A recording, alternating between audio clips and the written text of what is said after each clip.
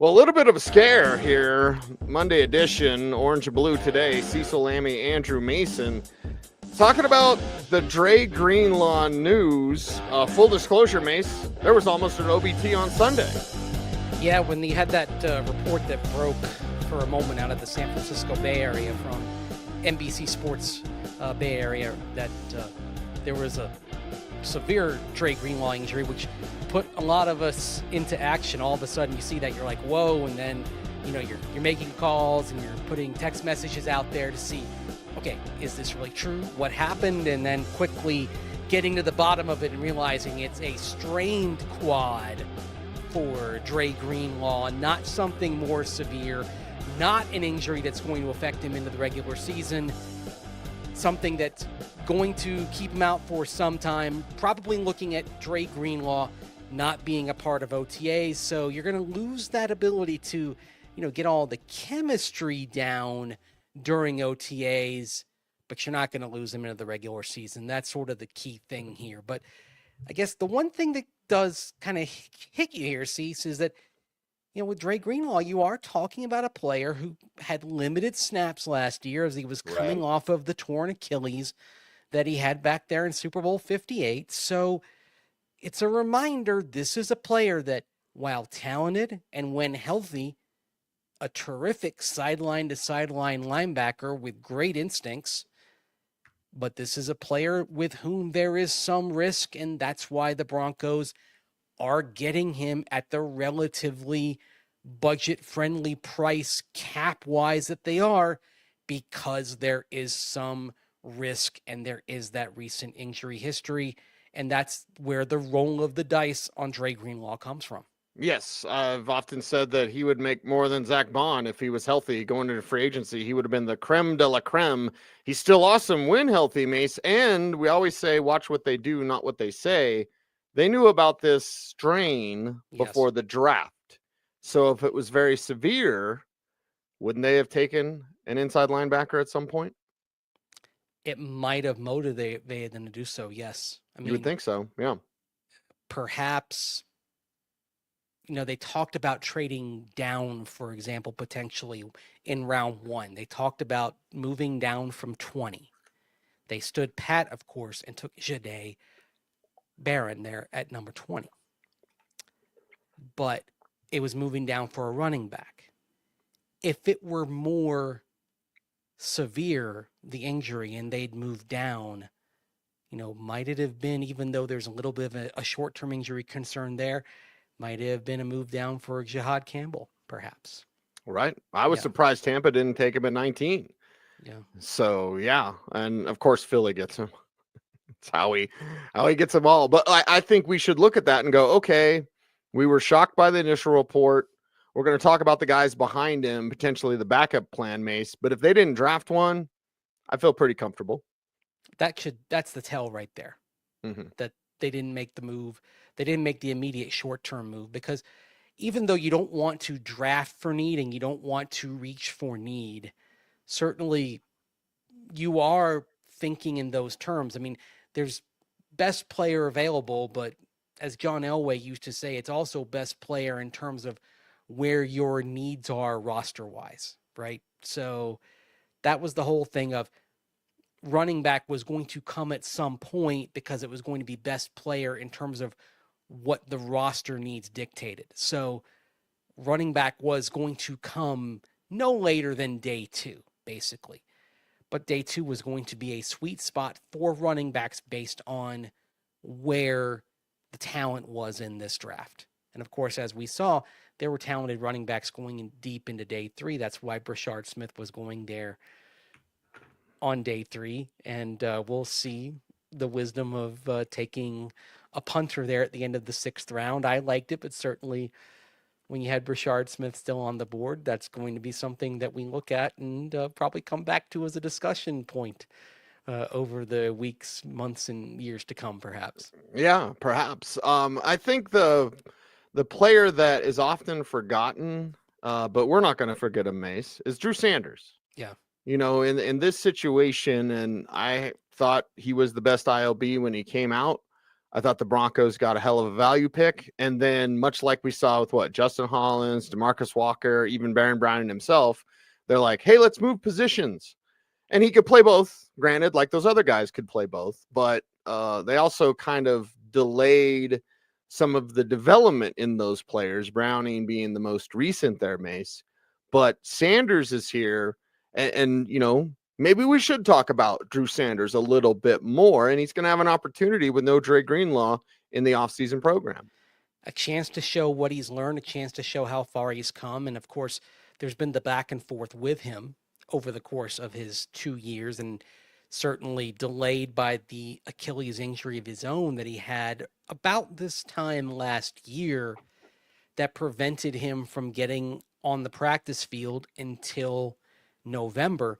And then they were figuring out, okay, is he an edge? Is he an inside linebacker? And while Vance Joseph publicly would say, as when I asked him about Drew Sanders on Christmas Day, he said, he's a linebacker.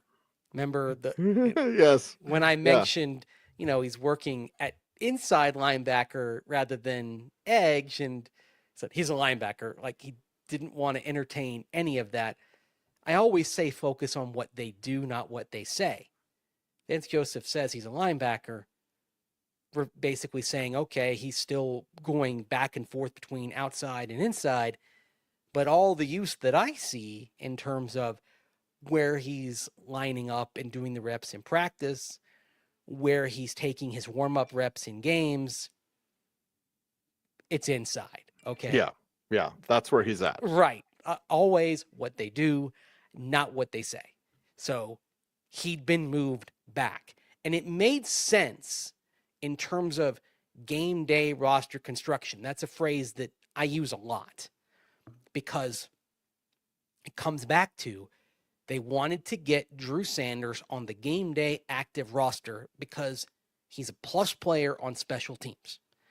And he would have been the fifth edge, and the fifth edge doesn't usually get a jersey.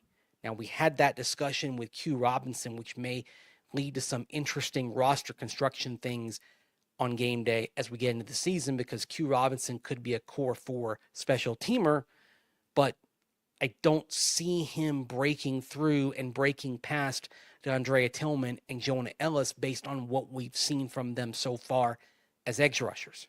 So for Drew Sanders, it was how do we get him in a jersey on game day, because he's already showing these skills on special teams, and we want to get him out there.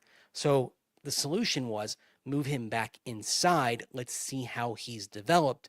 And he showed some signs of progress, certainly looking a lot more comfortable than he did when he was thrown into the fire early in 2023. I mean, when he got tossed in there, when Josie Jewell got hurt early in the 23 season, he was out there in that Miami game, that 70-point debacle. He looked lost that day. Yes. Yeah.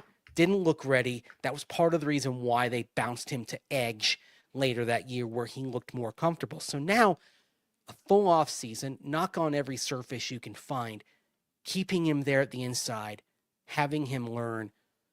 It's a good opportunity for him. You never want injury, obviously, but Dre Greenlaw, with his experience, when he gets back out there, I think he's going to be fine. He's going to know what to do, even though it's a new scheme for him. Drew Sanders, I think, has a nice opportunity here in the coming weeks to get comfortable. This could be a real beneficial thing for him. Very beneficial. And you mentioned him getting on the field early. What was most surprising back then, again, very young player, but I was like, he's a coach's son. Yeah. And he looked lost. But as you said, last year he looked a little better. And you always give guys 3 years. You know, I'm going to grade the draft. It's going to be at denversports.com. But the real grade is 3 years from now. In fact, we could just go back and grade the draft from 3 years. It looked pretty good. And with Drew Sanders, like, he may take the step that Nick Benito took. He may take the step that Marvin Mims took. Like, sometimes it just takes time, even if it is for a coach's son. And edge, I'm just assuming, Mace, of course, I did play outside linebacker, but that was high school. But like, edge is more instinctive. Just go get the quarterback. Inside linebacker, You're diagnosing everything, and that can be a lot for a young player. I always say edges see ball, get ball. Yes.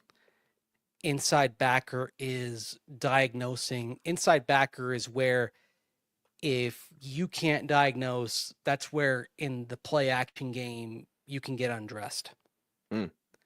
And that's an area where Drew Sanders kind of got in trouble. And you've got to be able to read things better. And especially as a young player, it can be a bit overwhelming. And that's where you've got to be patient sometimes. You can't always give a player 3 years, unfortunately. Sometimes it just comes sooner than that. But if you've got that ability, if you've got that time in terms of roster construction, it's ideal to do that. And Drew Sanders, there's been that chance.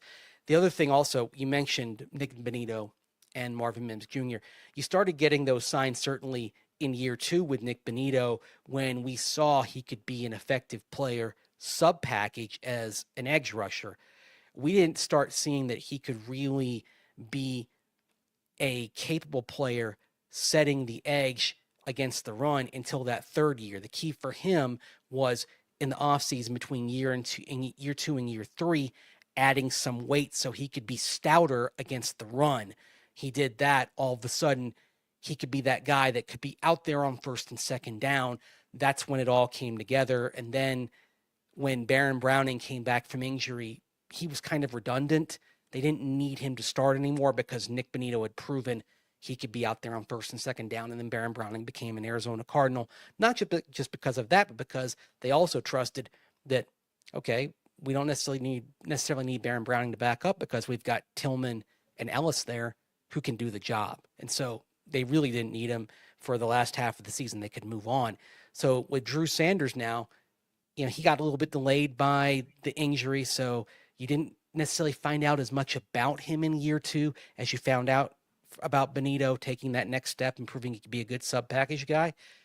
You didn't find out as much about him as you found out about Marvin Mims Jr. in year 2, so it's a little bit delayed, but maybe you can start finding out that here in the offseason, and then if the time comes for him in the regular season, and let's face it, when you have Dre Greenlaw, who dealt with the Achilles injury and now has this quad that he's going to have time to rest, a quad strain, they're going to slow play this here as they should. If this were the regular season, I don't think they would be taking their time with this the way they're going to take their time with this in the off season. You have the luxury of just easing him back. Like we're talking weeks to, a month plus in recovery. You wouldn't necessarily be doing this in the regular season, but you have that luxury. I don't think, I know I've said, maybe he's back in OTAs. I don't think we'll see him on the field OTAs or minicamp. I think the first time we see him actually lining up for a reasonably full speed rep will be sometime in training camp. And that's fine. You can take your time with him. You don't need him out there for the off season. But now it's just a reminder. This is a player who's dealing with injury questions. Alex Singleton coming off the ACL. Sometimes what we see when a player comes back from an ACL is if you push a little bit too hard, something else gets tweaked in that recovery and that process of coming back. So you have 2 inside backers who are in the wake of injuries. Because of that, the chances of Singleton and Greenlaw being together for all 17 games, let's face it, even with the Broncos' strength and nutrition, I'd say it's pretty remote that we see Singleton and Greenlaw together for all 17. Right. Chances are remote. Yep. Thus, you're probably going to need Drew Sanders to start at some point this year. These next few weeks, getting those first-team reps potentially could be invaluable. You also have Justin Sternad, who stepped in and has starters experience as well. So that's Justin Sternad is the meat lover's pizza because he has started and he's shown that he can be capable. But at the same time, what is Justin Sternad's ceiling? I think we kind of saw that. And the fact that Dre Greenlaw is here on this team shows that, with all due respect to Justin Sternad, they kind of found out what they have, and that maybe that they don't necessarily want him out there starting extensively. They want Drew Sanders to take that next step because he probably has a higher ceiling going forward than Justin Sternad. They would like to see Drew Sanders grow and take that next step in his evolution. Justin Sternad, you know what he is. This is year 6 for him in the NFL. You know what he is. You know it's not too big for him, but you know, and we saw kind of down the stretch, if you look at him kind of playing the run, especially you look, say, at the Colts film, for instance, you'll get the Buffalo Bills film, you know, this kind of is what he you know what he is at this point, but you don't yet know what Drew Sanders is, and you want to find out sort of what that ceiling is on him, and if he has a higher ceiling, if he has to go in. Like if Drew Sanders has to, let's say somebody gets hurt and is out for 4 games, Singleton or Greenlaw. If you put Drew Sanders out there, by game 3 or game 4, is he better than Justin Sternad would be? Because he, like I said, you know what Sternad is. Is he better by the 3rd or the 4th game than Sternad would be? That's the kind of thing you have to think about if you're making the decision of who goes in there. And that's something, and I think that's another reason why you want to evaluate Drew Sanders' progress. And another reason is you're going to have to pay him. That's going to come up sooner than you think. So this is very valuable. We don't want Greenlaw to be banged up and want Singleton to be out there, but it's very valuable that Sanders would get this opportunity for this team. And then, Mace, you said training camp. I will say this, or I guess I will ask you, because I'm very curious, and I kind of want to alert people. If training camp begins in late July and the PUP list is announced, because remember, they have to PUP them for camp so they can PUP them on the regular season. You cannot go into camp and then be like, oh, he's not ready, and then PUP him in the regular season. Singleton and Greenlaw could both start camp on PUP. I'm not concerned about it. I do want the chemistry to come together. Hopefully a couple veterans that'll be quicker. But I just want to alert everyone and get your thoughts of, like, maybe that's an option for this team as well. You know, feel good about his recovery, but maybe it's a PUP. And by the way, PUP, you can bring him back during camp. Yes. And check on him. So I don't really need to see Dre Greenlaw even in the preseason. I would anticipate there's a chance we see Greenlaw on PUP to start training camp. I think Singleton we may see good to go right there at the start of camp, because Singleton had the ACL injury early in the season. So he's going to be 10 months out from the injury at the start of camp. And unlike, for example, Javonte Williams' knee injury that he had back in 2022, this is a clean ACL tear. Just one ligament, that's it. We may even see Alex Singleton moving around during OTAs and minicamp. He was already making nice progress 3.5 months after the injury at Tampa Bay last September. So I'm curious to see where Alex Singleton is when we get to see the Broncos on the field for the first time a little bit after Memorial Day, because the nature of that knee injury probably tells me that we may see Alex Singleton actually taking team reps and looking good to go pretty quickly into training camp. I think I'm not too worried about him. I think he'll be ready. Yeah, don't ever doubt a guy like Alex Singleton. We're curious.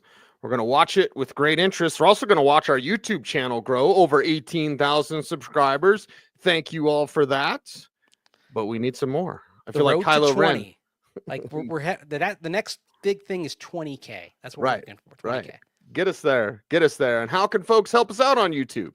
Like, comment, share, subscribe, hit that notification bell so that you never miss a vid. That's right. He is Andrew Mason. You follow him on all the socials at Mace Denver. I'm at Cecil Lammey saying OBT's BFD. Thanks for watching. Stay tuned and stay frosty.